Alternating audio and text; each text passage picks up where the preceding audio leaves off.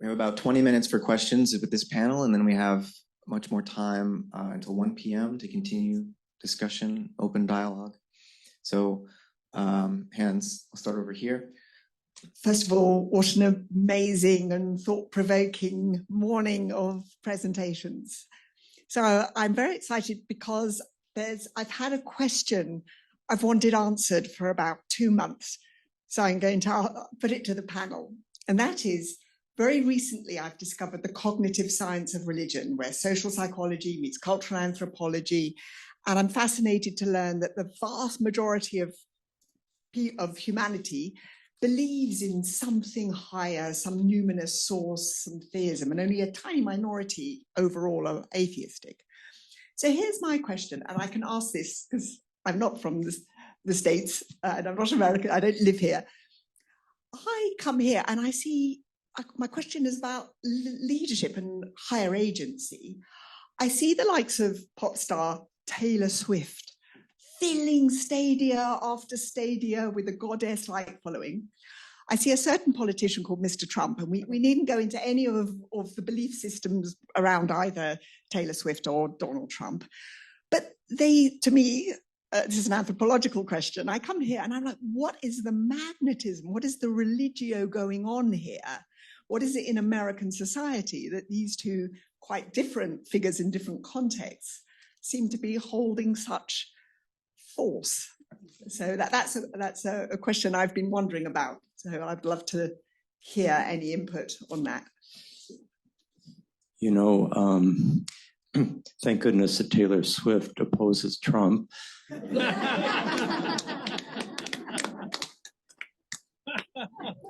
Much to his dismay. I think they appeal to two very different parts of the collective sensibility. And Taylor Swift, I have a 15-year-old granddaughter, and in her world, Taylor Swift is big.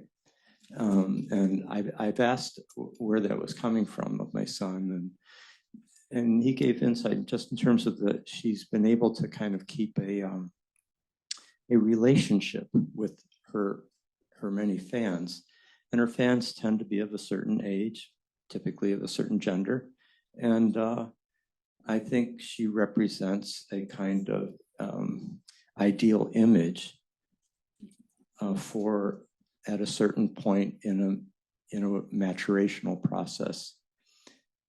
It's something that happens in popular arts all the time. Trump's a whole nother phenomenon. We would need a whole weekend to discuss the factors that are going into his bizarre emergence into the position that he's in. I'll put my cards on the table by saying I think there's a demonic complex that's taken over a good part of the country for many reasons. Usually it has to do with trauma, and it makes one distort perceptions, deny certain realities, and become quite vociferous and expert at it. But I think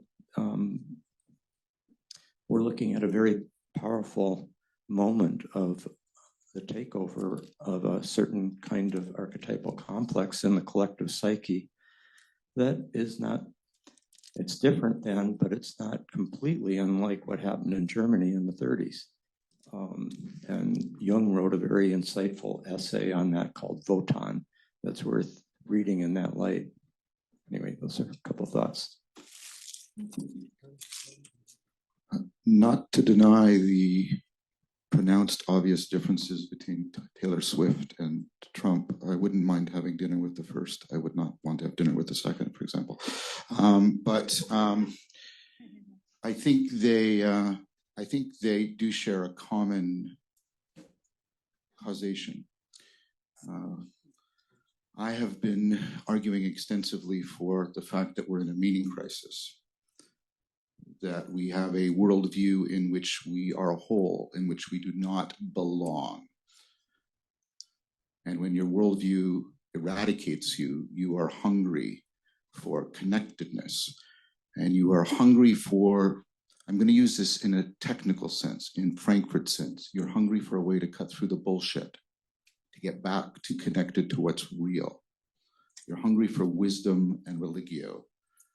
And you're also hungry for agape.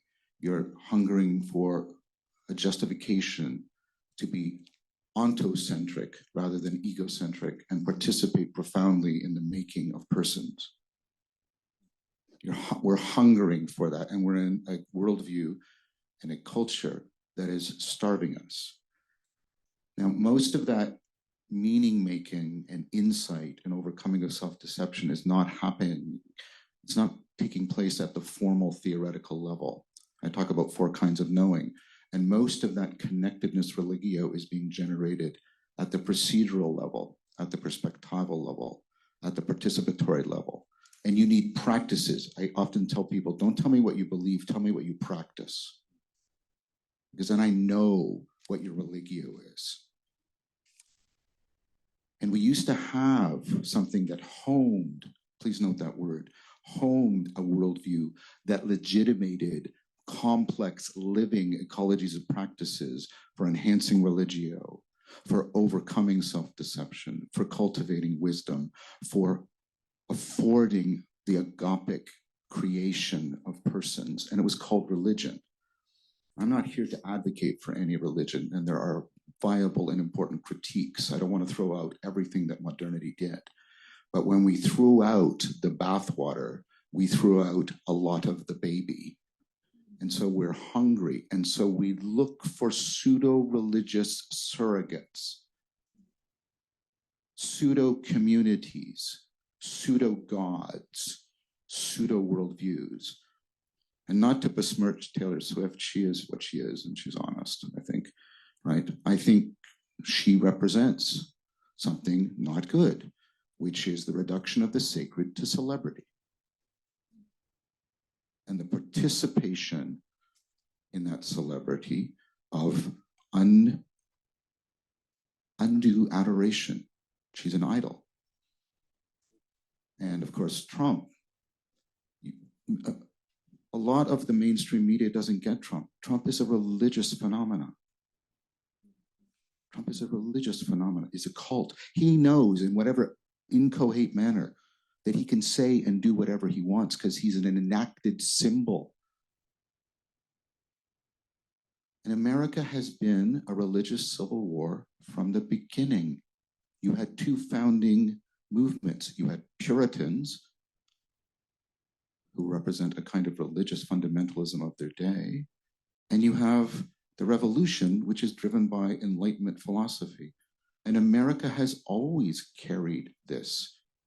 And I can say this because I'm a Canadian. And you guys have life, liberty, and the pursuit of happiness, and we have peace, order, good government, right? Right? And so I think there's always been that religious tension in America. They always near to the surface civil war, religious civil war. And then the meaning crisis has amped it up, like on methamphetamines. And that's why you get Trump and Taylor Swift. Let me respond to the first element of your question, since they've covered the second. I think I heard you say, we all, or many people believe in a higher power, some sort of theism. And so to connect it back to Iain's work, it is a question about, say, the kind of values, the primordiality of values that I'm speaking of. What theological or metaphysical framework do you embed them into? Theism would be one answer, various kinds of theism. Pantheism would be another. That's John Leslie, that's Philip Goff, that's a number of others, depending on how they define their pantheism. Panentheism is another one that Matt and I have written about, that many in the Whitehead community, Iain included, have spoken about in a profound way, that is going to preserve a kind of relationality that seems to be lost to either theism on the left or pantheism on the right. Atheism is an option. So Iain notes that several times Thomas Nagel, admittedly, as he says, I just don't want the universe to be the kind of universe that has a God, right? He admits this. Of course, the kind of God he's imagining is, well, probably one we wouldn't want either. But value remains. And it's an open metaphysical question as to whether or not there's a God-shaped metaphysical whole. Can you just have free-floating values and possibilities in the universe? Where are they? Can we ask that question? Part of the answer Iain gives is that they're not just sort of independent out there somewhere. They're, well, I think, and correct me if I'm wrong, qualitative dimensions of consciousness, right? So that mind and value come together in some deep sense to support each other mutually. So I know it's an open discussion, but theism, pantheism, atheism, panentheism, there's other isms, transpantheism, Roland Faber, etc. But it's not a closed question as to how you make sense of how values can be, and not only be, but be efficacious in the world. I would say the same thing about possibilities. Okay.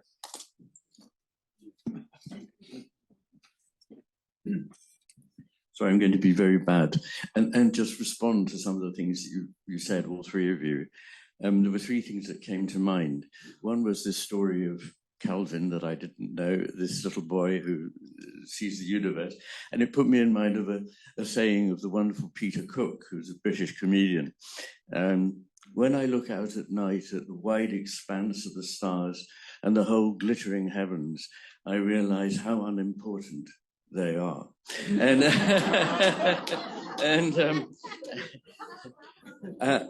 the reason I say that is, of course, not that they are ultimately unimportant, but that we get over. Some people have an idea that the sublime is a way of humiliating ourselves. It is not. It is a way of exalting ourselves, because we realize that we are part of that cosmos. And that's the bit that Peter Cook wouldn't have seen. And I'm told by a devout Jew that certain Jews carry in their pockets two pieces of paper. And one says, for you, the whole of this wonderful cosmos was created. And the other says, in respect of this whole cosmos, you are but a speck of dust. And holding those two together, as often seems to me a good place to be. And the reason I mention it is that a lot of people are overwhelmed by the question, what do we do? You know, they ask me, what can we do? I'm just so small, you know. And the world, they sometimes add, is so small in this realm of space. Well, setting aside that Sir John Polkinghorne, famous English both theologian and cosmologist, points out that in order to get to a planet that has life like this, you would need a universe the size and the age that it exactly is. So the fact that it is large and it has existed for a long time is not a reason for despair. But also, the whole question of size is a very left hemisphere question. How big, when the lover says, my love is as broad as the skies and as deep as the ocean. How deep is that? You know, it's a sort of autistic question. And I think that the way in which I would see it is that we need to start within here. And I can't tell you how big that is. It's potentially infinite.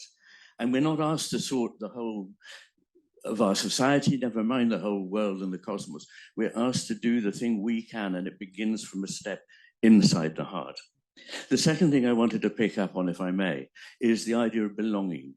I think this is an absolutely profound question, and we've done away with a religio in which people can find themselves at home. We've given away or done away with a society in which people feel together with others, and we've tried to make the whole cosmos seem to have no meaning that would allure us. But belonging, it comes from a root in Anglo-Saxon, langian, which is to stretch out. It means however far you go from home, you feel that urge to return to it. And that is what we're feeling the urge to, but we don't know what that home is anymore. And as G.K. Chesterton said, when people stop believing in God, they don't believe in nothing, they believe in anything. And that's the world in which we find us. And the third point I wanted to make is in relation to your talk, Andrew, where you talked about the whole cosmos being possibly a response to the fulfillment of value. And I'd just like to say this about life, because I used to think that there was an enormous chasm between the inanimate and the living. And of course, there is a very, very important distinction. But it is not actually a chasm. there are elements in the inanimate universe that do what life does, but very, very, very slowly and very, very, very minimally. It responds to certain things in the way that life does, but life does it billions of times, both faster and more deeply. And so the expression of value requires the creation of creatures who can reflect value. A.N. Whitehead said, why is there life? If it's really about permanence, the secret to permanence is never to have been alive at all. Be a rock. But life, and even the most ancient life, had much better survival chances than we do. There are actinobacteria at the base of the ocean, single examples of which may be 500,000 years old, and yet poor old Homo sapiens, 70 years. So it can't be anything to do with that. I think it's to do with what has caused us a great deal of suffering, but a great deal of exaltation and a sense of depth with the divine, is our ability to respond to those values, the good, the beautiful, the true, and the sacred. And that's why there is life at all. Thank you.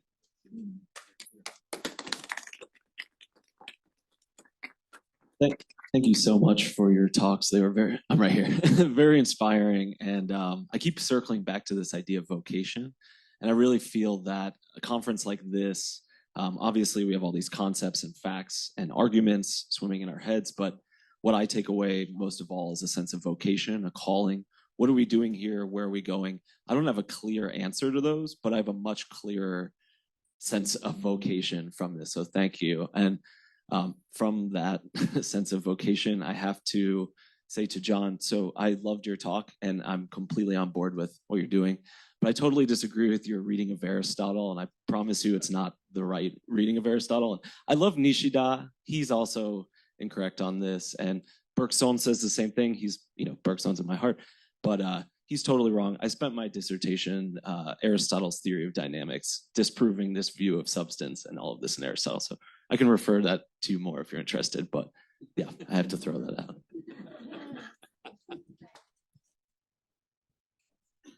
I can't respond to an argument in absentia, so I don't know what to say about that. I don't need the interpretation of Aristotle to be right, because the people that interpreted Aristotle, the nominalists, did what I said they did, and that's all I need for my argument. Okay. I'm just going to say, and this would be an interesting conversation for another time that we might have, which is that nominalism arises for a number of reasons, and one of them has to do with Aristotle.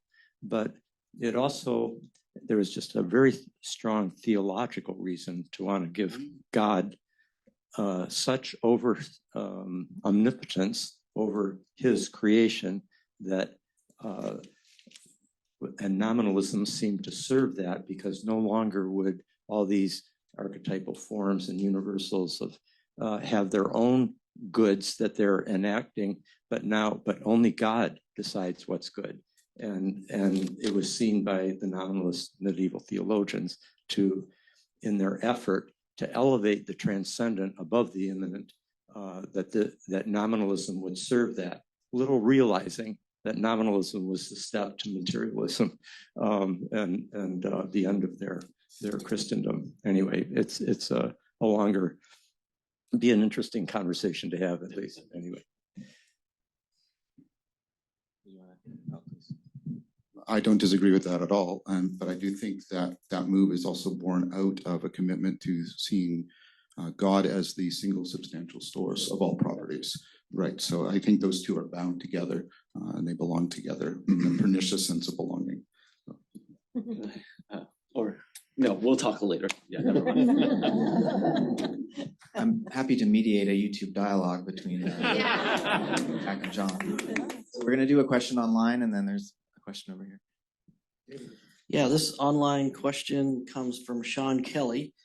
Sean states, I'm wondering if people could comment on the relatively autonomous role of both gender, in parentheses, patriarchy, and political economy, in parentheses, capitalism, in the evolution of consciousness, a role which, though clearly bound up with the brain hemispheres, must also feed back on the latter. In other words, if the hemispheres create worlds, to adapt one of Rick's favorite phrases, the world also creates the hemispheres. You know, Sean, I'm reluctant to get into such a complex issue. I totally agree with you about the recursive relationship between worldviews creating worlds, or epistemic stances creating worlds, and then the worlds are also creating the epistemic stances in a feedback loop. No question about that. And there's no question that patriarchy and gender and so forth are major factors at work in almost everything we've been talking about, and also, as you say, capitalism. But to parse out the specific ways in which male and female, masculine and feminine, even those are two different sets of categories overlapping, play out, I just feel like I certainly couldn't do justice to it in a 3-minute response to you. And since I'm your fellow faculty member, I'll look forward to a longer conversation. I don't feel I have the expertise to answer that question. And I try not to, which is a besetting danger in the social media world, to speak beyond my expertise. Yeah, why don't we move on? Thank you. Yes. Probably all of us in this room live for these kinds of conversations. So thank you very much. I have a question for Andrew, but I will frame it within the wider discourse that has been going on. And someone said, you know, your worldview is eradicating you. And it's difficult to read the newspaper or the news these days and to say, my worldview has eradicated me, or somebody else's worldview has eradicated me, because we feel that we're being eradicated. And that's not an overstatement. So the framework for my question to Andrew, again, before I get there, is a distinction that Cantwell-Smith makes in the meaning and end of religion in terms of the etymological roots of religion, which are religio, which is binding, and religare, which is the way that you do something, the care in which you do something, with which you do something. So if you focus only on the first etymological difference, then I think you're ignoring what Cantwell-Smith discovered and why he advocated that religion had to go. And he was trying to, in this way, get us back to Schleiermacher, who said that religions in this way are binding principles that have been emerged from traditions, and they cannot be absolutely true because they're human created. Whereas the experience of feeling inextricably interwoven with all of life, which is an innate capacity of human nature, is dispositional if you have, I'll use another tradition, an eightfold path. So the function of a spiritual community through practice is to create your dispositional standpoint so that when there's anger or rage or sexuality or whatever, your disposition gives you the ability, he says, to pause, which he says is the basis of human freedom. We get to pause when we're triggered and decide how we're going to express what's been triggered emotionally. And thus we need the disposition of religare, caring.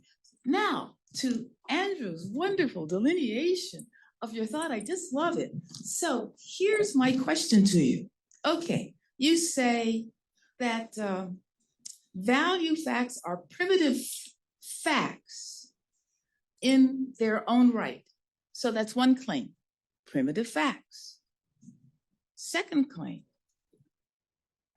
existence is an achievement of value. There's a little wobbly there.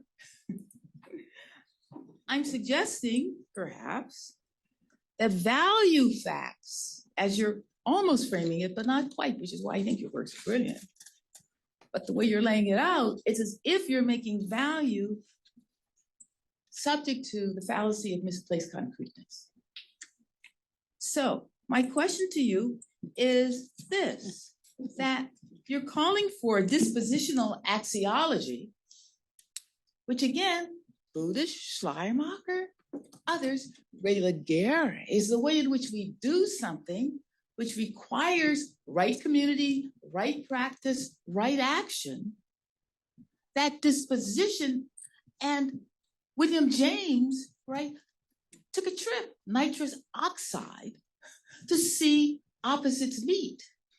That dispositional state. That dispositional state, as you know, from the standpoints of Kyoto Buddhism, is shunyata, is nothingness, which is why they have a far more nuance under delineation of the phenomenology of Heidegger and Husserl, because they say, sorry, the West just doesn't get what nothingness is. It's not empty. So it seems to me that you are moving brilliantly toward your dispositional axiology, which is no thing, the multitude out of which emerges through interference. What's this? A concrescence. Can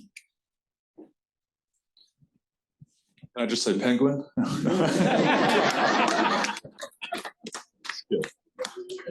Thank you, Tandega. I mean, there's a lot there, so I will not be able to respond to all of it. Maybe just 3 points. So the claim that values are primitive facts, right? And I was quoting Philip Goff there.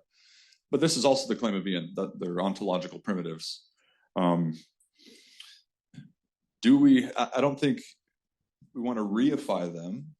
But so part of where Whitehead's fallacy of misplaced concreteness would come in play here is that we're reifying abstractions, right? We're making concrete what is fundamentally not.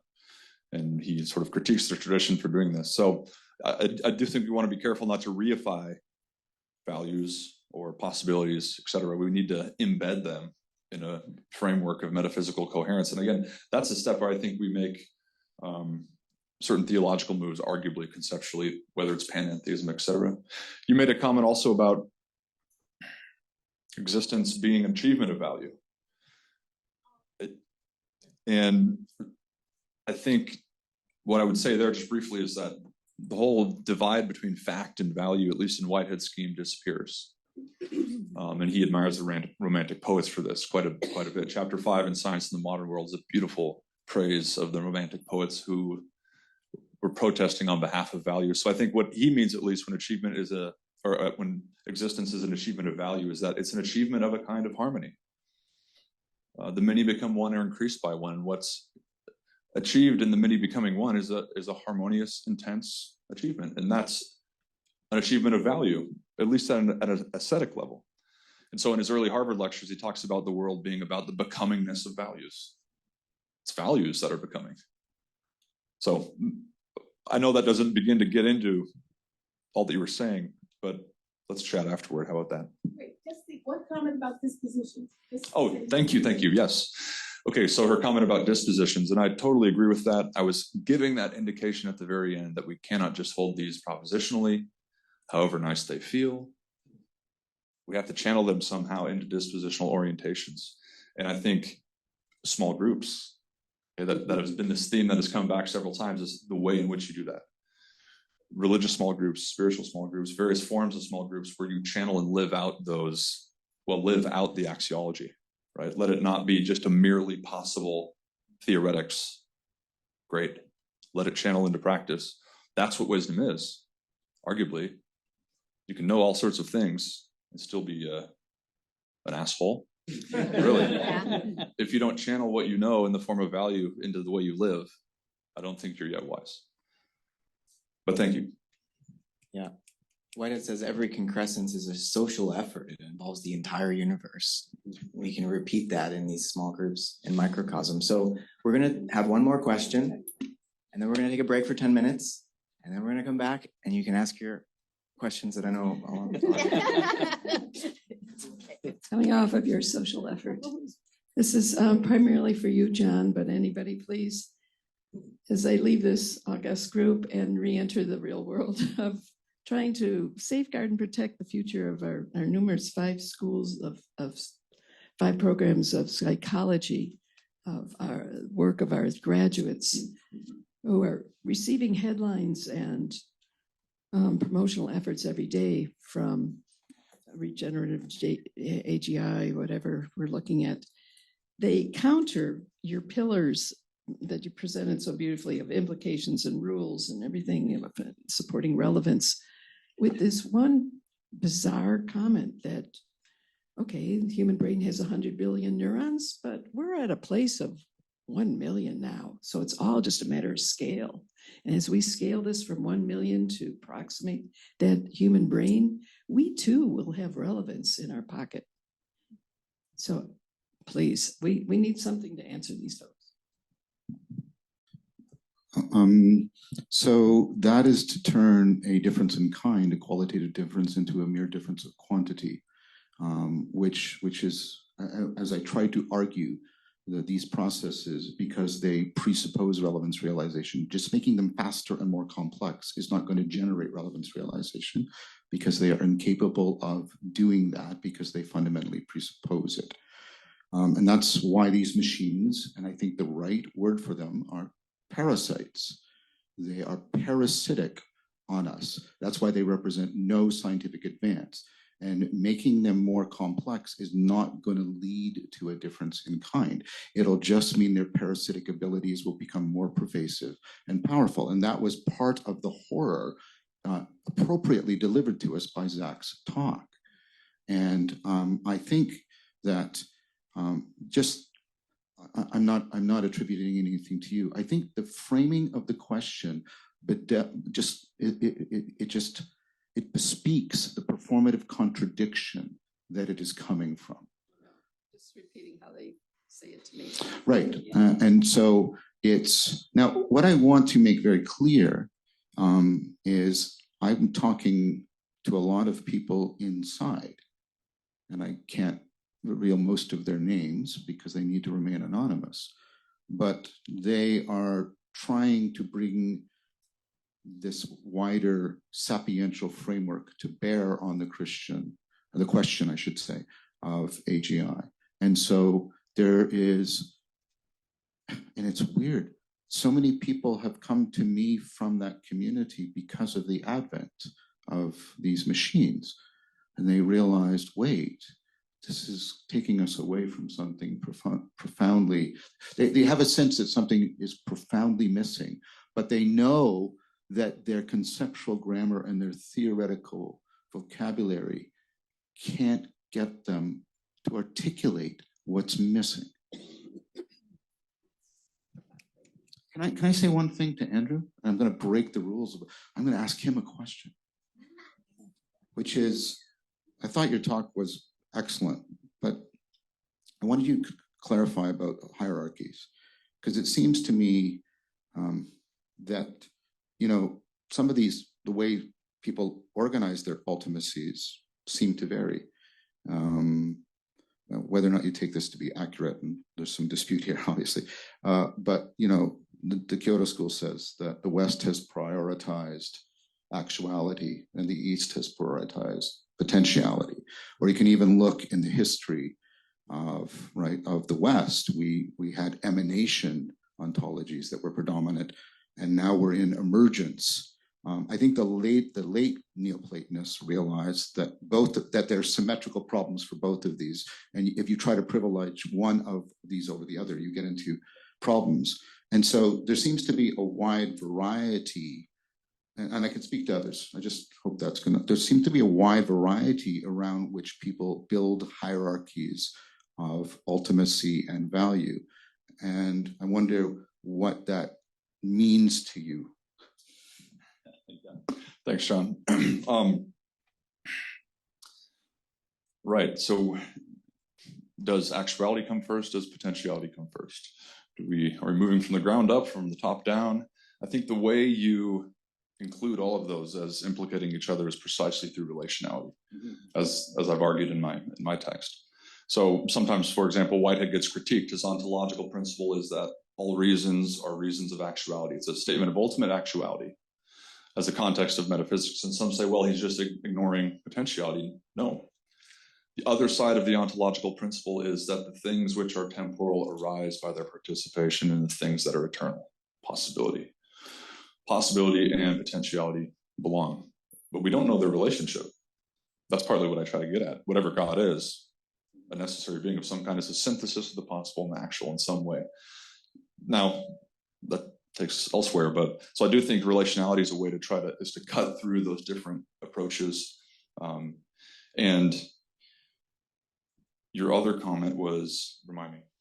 No, that's it. I mean, I think what you're saying is that, if I understand you correctly, there's sort of, we can do a trans-hierarchical thing in which we realize that all of these different hierarchical formulations converge on relationality as the ultimate. Yeah, I fully agree. So when it comes to hierarchy of values, that's a tough one, I think. And hierarchy is language that people don't like these days. Maybe continuum, maybe spectrum, et cetera. But I guess what I'm trying to get at in speaking of the hierarchy, and I agree about the relational component, the hierarchy of values, if I lift the tablecloth, everything comes with it and everything maybe falls off the table. I think value is something like that. If anything has value, you're in trouble. All values come with it, higher and lower, et cetera. And we can debate which values are higher and lower. Our cultures disagree, but that there's a difference between those values that are higher and lower, I think is presupposed by our practice, even if we deny it in theory. Thank you, gentlemen.